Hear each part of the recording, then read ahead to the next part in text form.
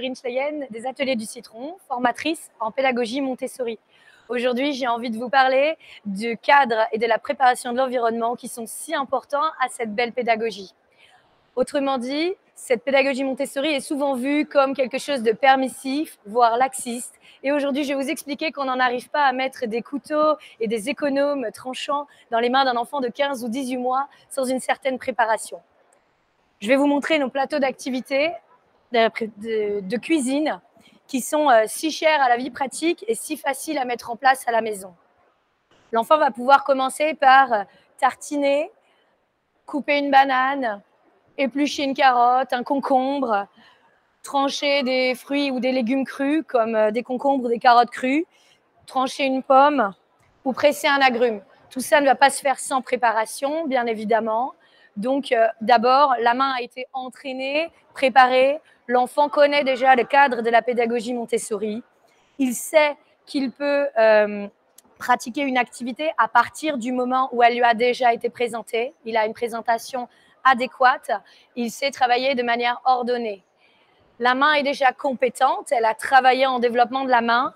Et maintenant, on peut passer à des activités de vie pratique qui vont l'amener au plus haut de son autoconstruction et de son autonomie.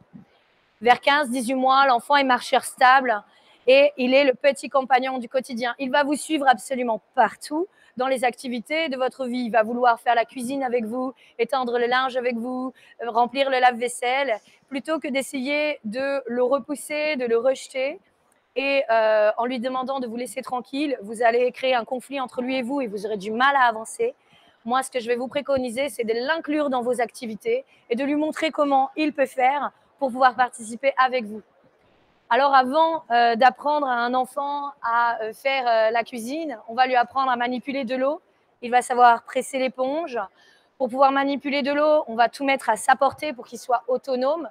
Donc, vous avez des manières très simples d'avoir un point d'eau accessible à l'enfant à la maison sans dépenser des fortunes et sans faire de gros travaux. Par exemple, je vous en montre un ici avec une jarre, une petite fontaine et un seau en dessous.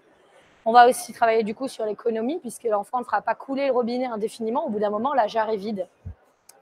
À disposition, je vais toujours mettre une petite corbeille avec des serpillères parce que l'enfant va utiliser de l'eau, certes, mais s'il renverse, qu'est-ce qui se passe? Au lieu de m'énerver contre l'enfant, au lieu de perdre patience, je vais tout simplement lui proposer une serpillière, lui montrer comment on éponge.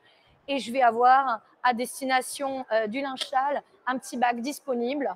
Donc, je vais montrer à l'enfant comment on éponge et où est-ce qu'on met ensuite les serpillières sales, tout simplement. Ainsi, je peux avoir un enfant très jeune qui va accéder à des activités qui impliquent de l'eau et des liquides sans que ça devienne le gros bazar dans ma maison.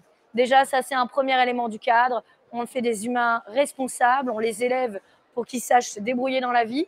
Donc, quand l'enfant manipule de l'eau, je lui donne les moyens de réparer s'il y a un dégât.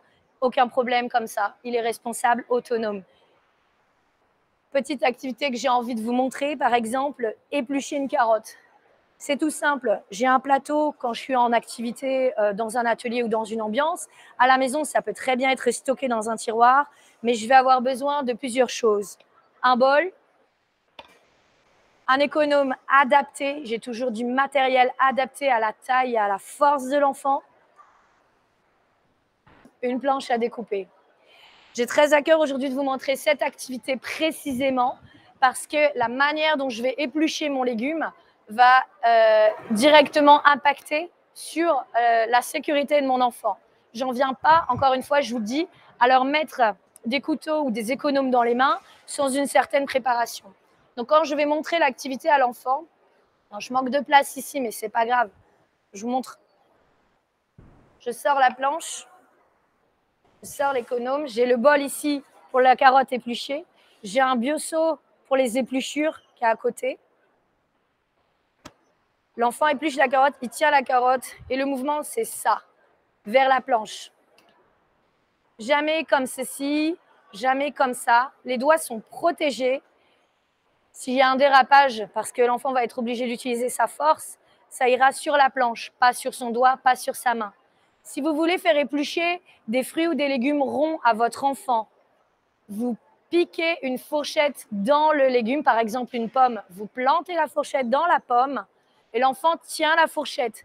Ainsi, à aucun moment, il ne va se râper les doigts. Parce que si je lui fais tenir un objet rond, il va y avoir les doigts sur le chemin de la lame. Encore une fois, ça, c'est possible de la manière dont je le fais. Si jamais je n'ai pas la présentation, ce ne sera pas possible.